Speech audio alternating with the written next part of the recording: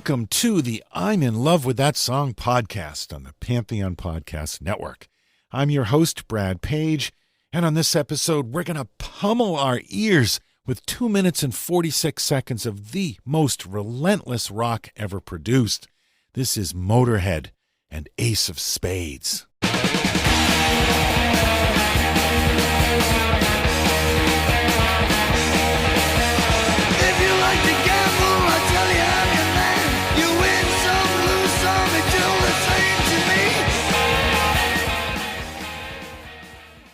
In Madison, New Hampshire, about an hour from where I live, there's a giant granite rock called the Madison Boulder.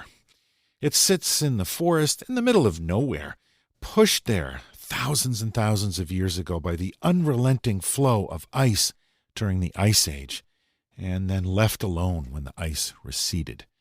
83 feet long, 23 feet high, 37 feet wide, weighing about 5,000 tons, it's the largest known glacial boulder in North America. The only thing I can think of that's as heavy as that rock and as relentless as the ice that brought it there is the music of Motorhead. Ian Fraser Kilmister, better known as Lemmy, did a stint as a roadie for Jimi Hendrix and eventually landed a gig as the bass player for the ultimate space rock band Hawkwind. Oddly enough, it was Lemmy who came up with the only hit Hawkwind ever had, a song called Silver Machine that reached number 3 on the UK charts back in 1972.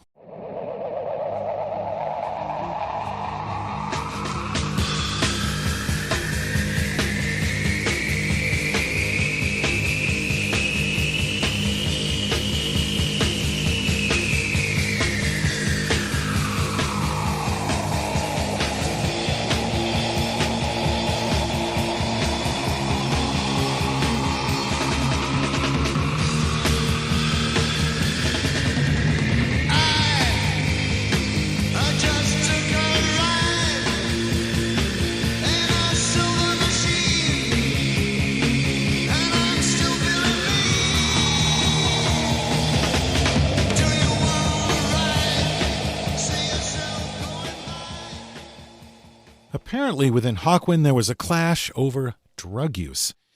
The rest of the band was into psychedelics, whereas Lemmy preferred speed.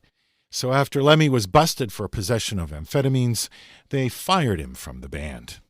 So he started Motorhead. With Lemmy handling bass and vocals, the lineup eventually settled on Fast Eddie Clarke on guitar and Phil Filthy Animal Taylor on drums. This would be the classic Motorhead lineup. Struggling to find any success at all, the band was just about to split up when they went into the studio to record one final song. They ended up recording a whole album's worth and released it as their first album in August 1977. It actually did all right sales-wise, enough to keep them afloat. They released a single in September 1978, a remake of Louie Louie.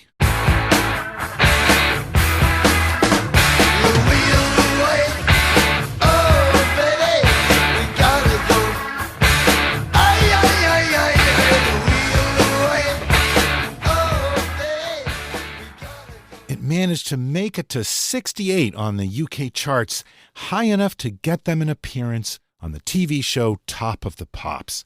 They released their second album, Overkill, in March 1979, and by then, the Motorhead formula was fully established. Loud, fast, arrogant, speed freak rock and roll. The album was an unexpected success. It reached number 24 on the UK albums chart. The band worked non-stop. By the time their third album, Bomber, reached number 12 on the charts only 6 months after the release of their previous album, Motorhead were bona fide rock stars. Motorhead was one of the few bands that appealed to both punk rock and heavy metal kids alike. Lemmy once said he thought they had more in common with the Damned than with Judas Priest. But no matter which camp you were in, everybody loved Motorhead. And now that they had actual hit records, the pressure was on for the next album. In early 1980, they headed into a studio in South Wales to work up material for the new album. One of the tracks was Ace of Spades. Lemmy didn't have to look far for inspiration for this one. He already had the Ace of Spades tattooed on his left arm with the credo, "Born to lose, live to win." That first version of the song that they laid down is not drastically different than the final version, but there are some important differences. The main riff is slightly but significantly different. It's in a different key. The breakdown in the middle is missing, and the ending is different.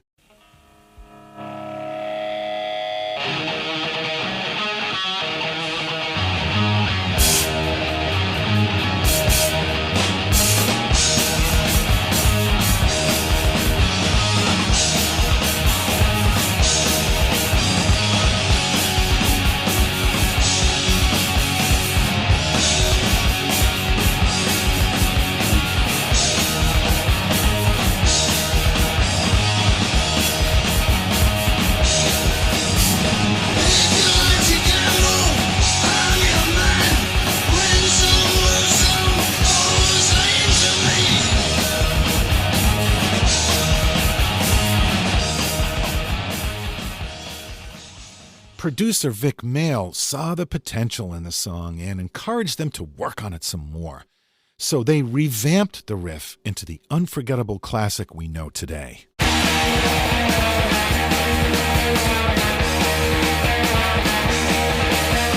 So again, here's the original riff.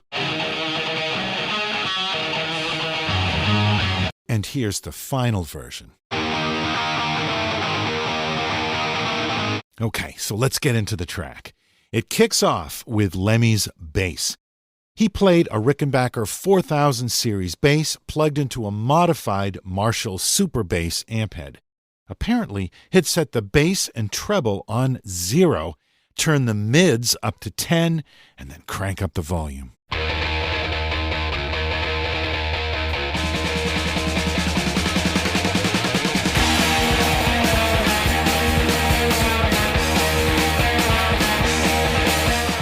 So that's the intro with the guitar. Actually, I think it's 2 guitars double-tracked playing the same riff,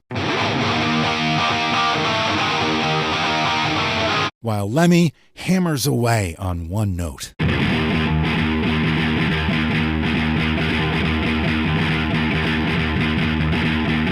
Here's the first verse. If you like to gamble, I tell you I'm your man.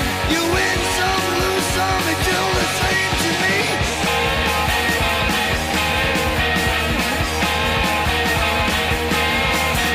An additional riff is overdubbed on top of the main riff, which carries on underneath. The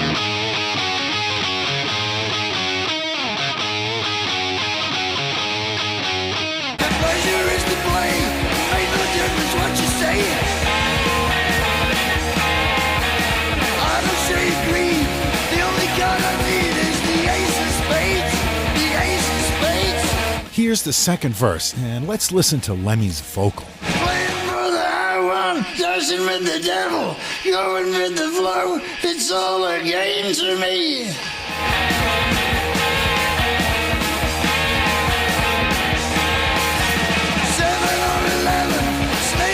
Watching you. Double up or quit, double stake or split. The ace of spades, the ace of spades. It's a little hard to hear in the final mix, but he actually doubles his vocals there. Double up or quit, double stake or split. The ace of spades, the ace of spades.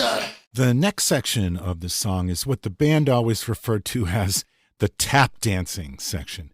The producer, Vic Mail, had a cardboard box in the studio full of percussion instruments and noisemakers.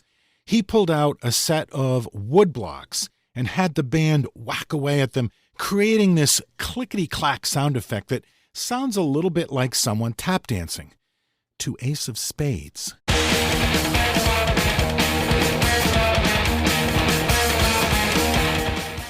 Next up is a vocal break that's probably my favorite part of the song. You know I'm born to lose and gambling's for fools, but that's the way I like it, baby. I don't want to live forever. That's pretty much Lemmy in a nutshell. You know I'm going to lose, and gambling's for fools, but that's the way I like it, baby. I don't want to live forever. And don't forget the Joker. Let's listen to what Lemmy was doing on the bass under that part.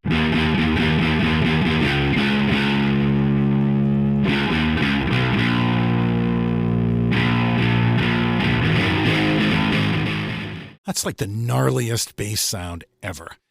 That section leads us into the guitar solo. And don't forget the Joker.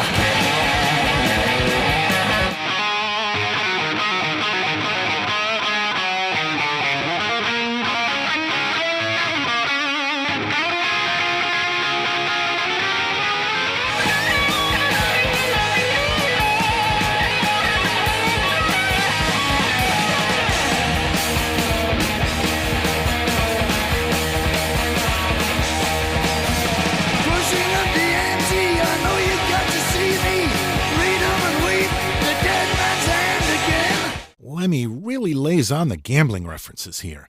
Pushing up the ante, read 'em and weep, the dead man's hand. The expression dead man's hand is a poker hand consisting of 2 black aces and 2 black eights. Supposedly the hand that Wild Bill Hickok was holding when he was shot and killed. There's no actual proof of this, probably not true, but it's what Lemmy believed, which is why it's in the song. Interestingly, Lemmy really wasn't much of a card player at all. He preferred playing the slot machines. He even brought one on tour with him. Pushing up the ante, I know you gotta see me. Read 'em and weep, the dead man's hand again.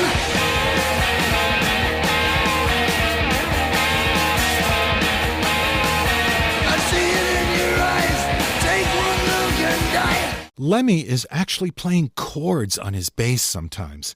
As a 3-piece band, that's a way to fill out the songs, but it just adds to the thundering sound of that bass.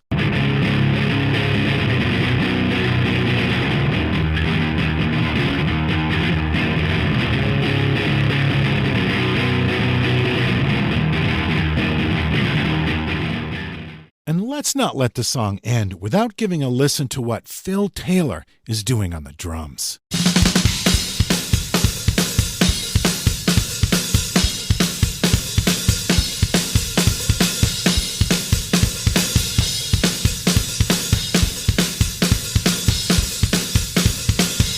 Let's hear the final verse as they drive the song home. I see it in your eyes, take one look and die.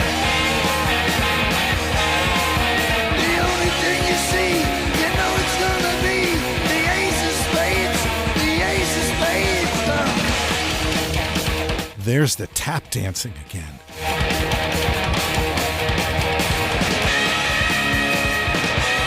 This ending is just perfect.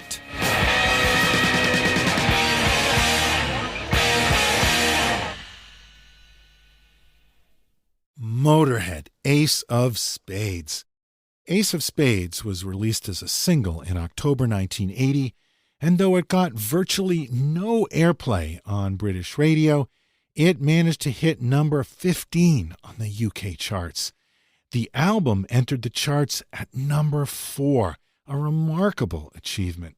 That success did not replicate in the US, though. Ace of Spades was the first Motorhead album to be released in the U.S. An American commercial radio wouldn't touch him with a 10-foot pole. They had to start from scratch here.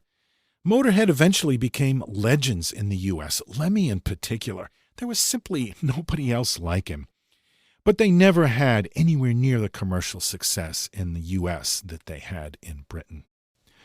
Fast Eddie Clarke once said that out of the millions of dollars that people have made in the music business, I'd rather have Ace of Spades than £1 million in the bank, because Ace of Spades will be here after I'm gone. It's a classic, and you don't get classics every day. So true. Eddie would leave Motorhead in 1982, and he died in January 2018. He was being treated for pneumonia at the time he died. He was 67. Filthy Animal Taylor left the band in 1984, though he did return in '87 and played with them until 1992 when he quit for good. He was 61 when he died of liver failure in November 2015. And Lemmy, the seemingly indestructible Lemmy Kilmister, died less than 2 months after Phil. He passed away on December 28, 2015, from cancer. There's a great documentary about Lemmy. It's simply titled Lemmy, and it's worth watching for sure. And I hope you thought this episode was worth listening to. The I'm in Love with That Song podcast will be back in 2 weeks with another show, so tune in for that. In the meantime, share your Motorhead memories on our Facebook page. Just look for the I'm in Love with That Song podcast or on our website, lovethatsongpodcast.com. And you can always leave a review on iTunes or wherever you listen to the show. That's always appreciated. On behalf of the Pantheon Podcast Network, I thank everyone for listening and supporting these shows. And with that, I'll leave you with Motorhead and Ace of Spades.